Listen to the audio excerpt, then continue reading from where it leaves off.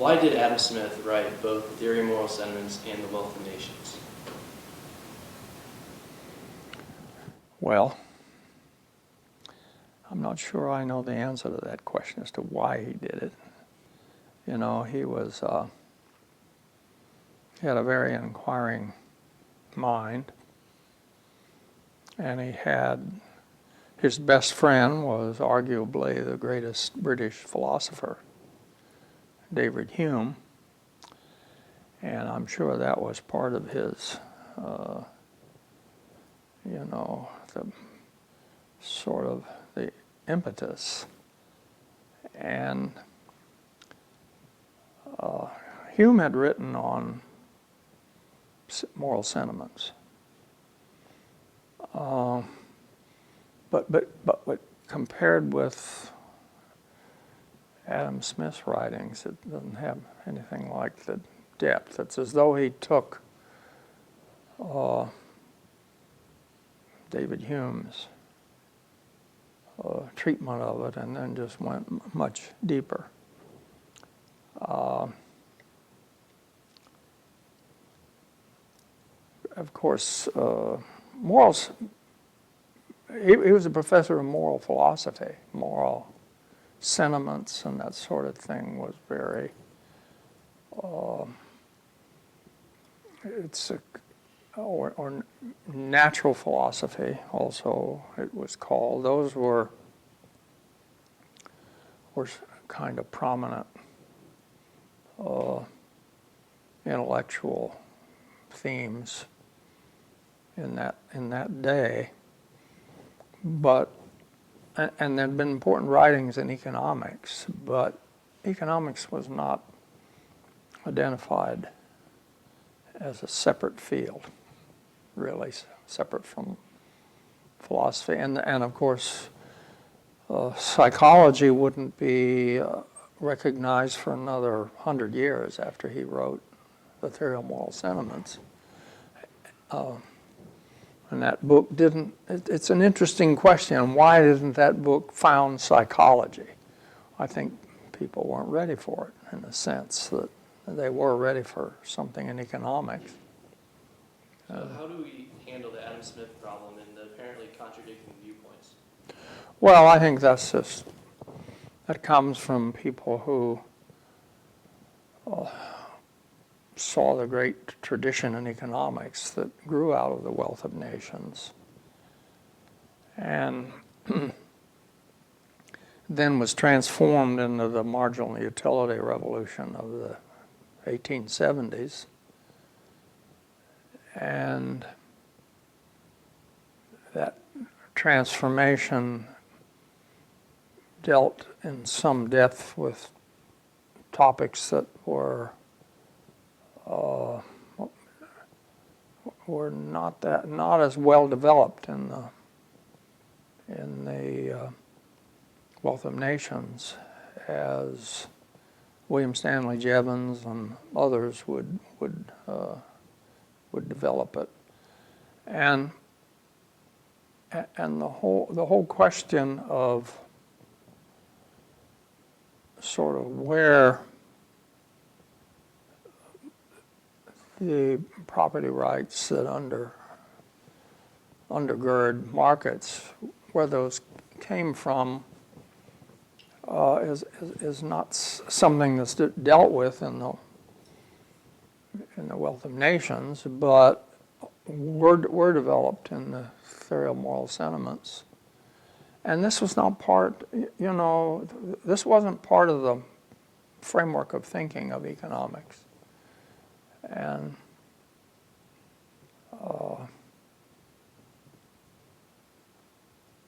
I think,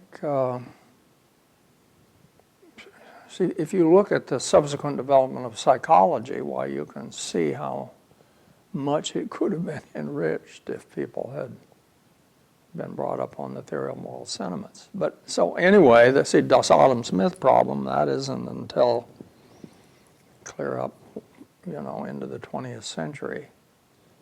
And people reading the Theory of Moral Sentiments from the perspective of their training and education and everything, we'll just kind of wonder how it could possibly be that Adam Smith wrote that book when he wrote the theory. He also wrote the Wealth of Nations. But I think that's just a not. See, if you're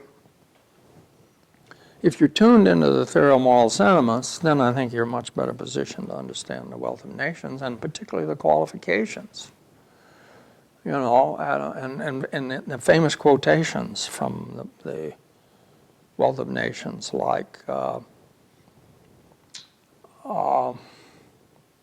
every man should be completely free to follow his own interest in his own way, so long as he doesn't violate the principles of justice or rules of justice. And of course, that's exactly the topic that's dealt with in the theory of moral sentiments, and where the concepts of justice and injustice come from. So I think it was just that whole tradition was lost, and it's really being big time rediscovered now. So, kind of going back on that, so in a way, do you think theory of moral sentiments is more of a guidebook to how to act, even being with your rational self-interest and acting on your own? It's more of a companion piece that completes each other, rather than being totally. Yes, and it's about human sociality. And actually, markets come right out of that sociality. They're an expression of it. But you see, that's not part of people's thinking when they're reading the theory of moral sentiments and are getting a kind of a modern education in economics.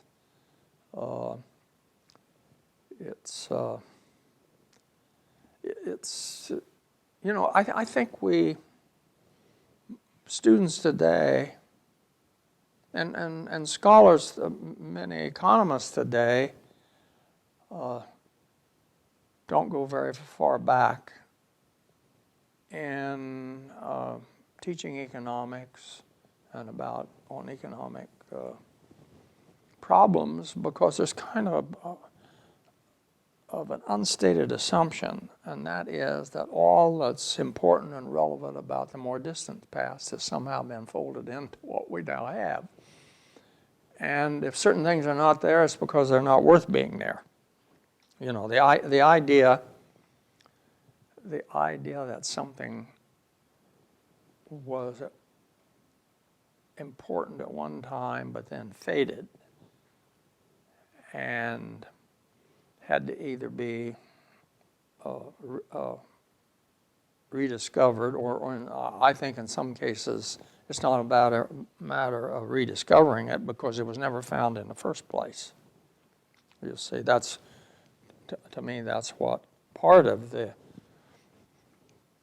theory of moral sentiments is about. So it's about a way of thinking about human interactions that is kind of untouched by all of the literature on psychology that now we have. And I think that's what makes it so profound to read that, is to realize that he's writing 100 years before there is anything that you can call a professional psychology. So what is the relationship between material wealth, the approval of others, and human happiness in Adam Smith's system? Boy, that's a large order. I think his idea of human happiness, although it was much leveraged by economic betterment, he felt that wasn't, the pursuit of wealth for its own sake was not a source of happiness.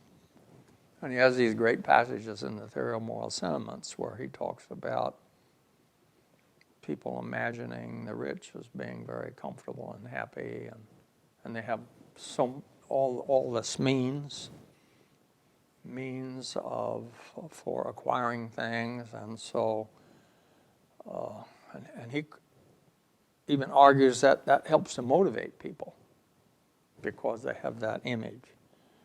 That doesn't mean when they get there they'll find that happiness, but so he talks about that being a great motivator for the creation of wealth. But and his whole idea of the asymmetry between joy and sorrow is based on this idea that a person is pretty comfortable and you have no debt and you're okay. Well, he says the distance between that and the best you could be is nothing in comparison with the distance between being in that state and then falling from that state. He thinks of that as psychologically. That downside is really much to be avoided, and the loss of not just wealth, but of reputation and esteem, and how other people look upon you. So I think he clearly sees individual happiness as coming from your fellow feeling with others and friends and associates and so on. So you could say happiness is more social than it is individual. Very much, and in fact, actually, the individual is very much a social being. Because, he has this great, what I call his mental experiment, where, and he's trying to explicate what he means by the impartial spectator, in a way, trying to explicate that. And he says, imagine a human being brought up without any contact with another member of the species, you see. So he asks you to think about that. What would that be like? And so he says that such a person could have no idea what it means to have his mind deformed, meaning, and I think of that as the social mind. More of an idea what it means to have a deformed mind than to have a deformed face. And bring him into society and you give him the looking glass or mirror that he needs. So it's a nice way of saying that who we are and how we see ourselves, what it means for something to be not normal, it comes from our associations with others, not from our just isolated individual experience. And so the way I would describe that is that Adam Smith would say there's no such thing as individual psychology separate from social psychology. There's first the social psychology from which we have a perception of ourselves, and then maybe we can talk about individual psychology. And, and of course, that's not, I don't know enough about psychology to know where that fits into the modern view, but social psychology is kind of something over here, and it's like the mainstream of psychology is about you as an individual. So I think that's sort of remarkable that that's been turned around. You mentioned the impartial spectator. What do you think Adam Smith would say about internet-based social media of the modern day and the ultimate search for approval and disapproval? Well, I think it seems to me it's a straightforward, given the changes in technology, people are adapting technology to their basic demands for being part of a group and being social. And the difference is that, that doesn't require immediate physical proximity. And though that would be far beyond what he could have probably imagined, it fits into the model. It's so interesting how, with all of our talk of markets and our participation in markets, as soon as the social media come online, they immediately attract a huge following and they become multi-billion-dollar companies overnight. I think that's really just plays out the basic kind of concept in theory of moral sentiments. Does the impartial spectator's stance on things change based on who's around? See, I think the impartial spectator is kind of like a judge. It's sort of a metaphor for how we might think of people changing and adapting to external circumstances. So, and that's going to change. Okay, it's not. This is maybe going a little further than is directly available in the theory of moral sentiments, but over time, you see your relationship with others may be affected by all kinds of events, by changes in technology. And the thing about the impartial spectator is you're always kind of examining your own conduct from the perspective of others, but it's also balancing others against your own. I mean, Adam Smith wouldn't deny that we're not still self-loving. You see, but it always has to be balanced.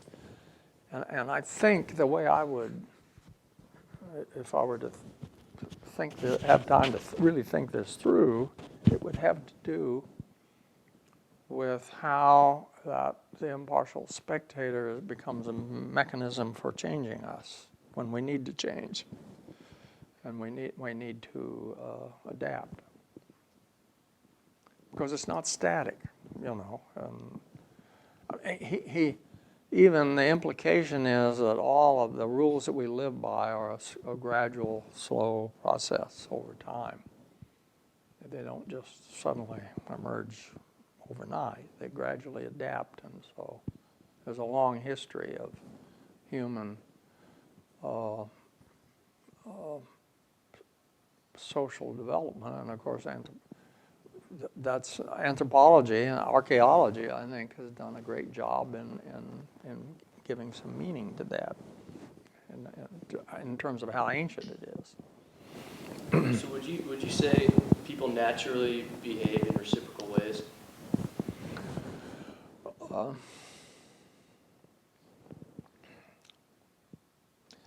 Well, I think, let's see, it's natural in the sense of our maturation and growing up. Thinking about it the way Smith does, he says that sort of whenever our other people come into contact with our space, they leave their mark. Their mark as to what is approved or disapproved. And of course, on our own experience, we see in the acts of others things that we don't like or that we like.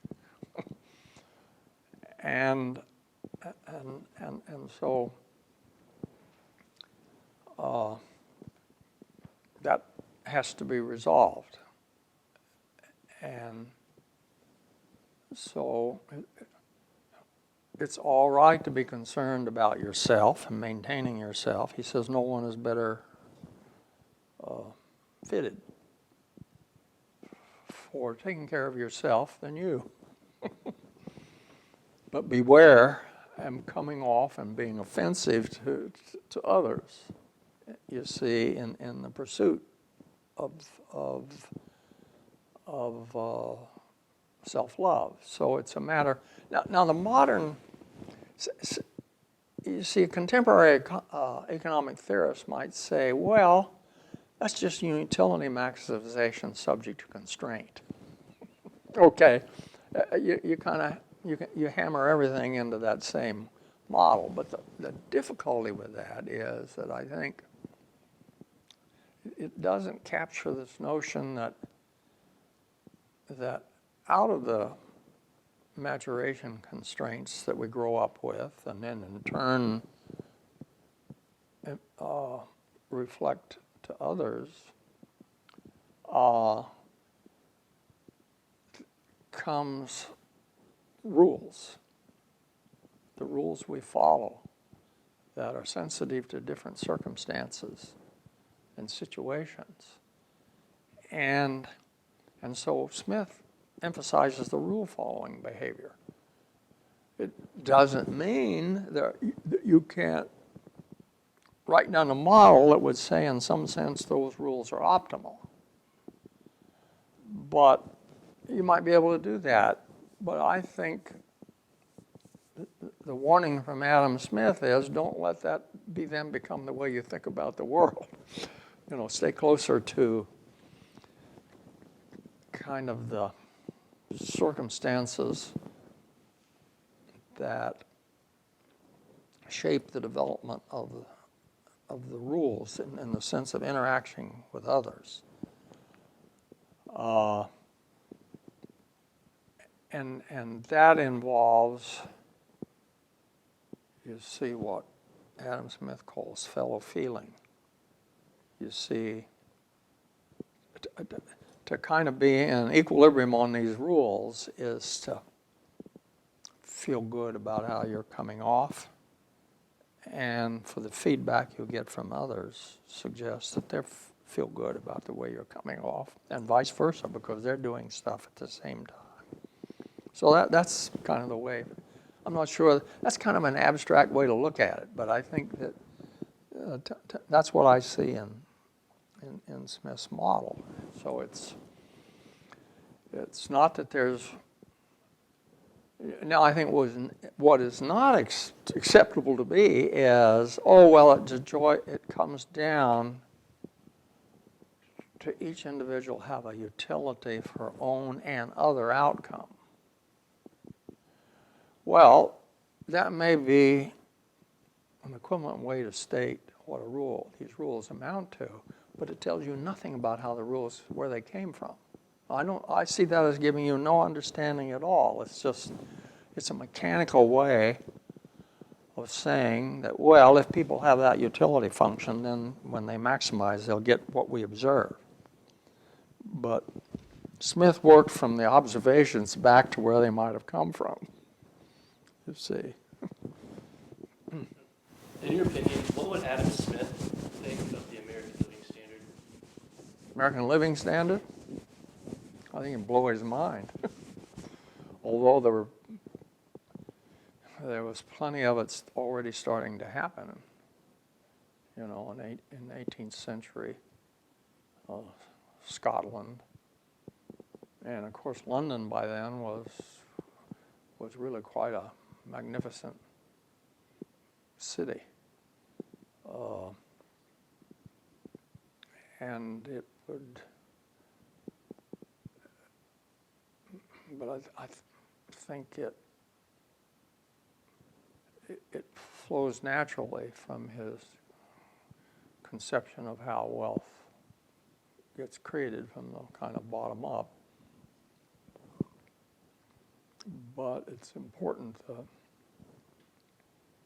that the state not come up with rules that contradict that. And let's see what's his example of. It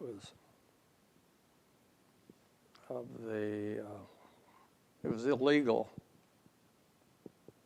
to trade wool.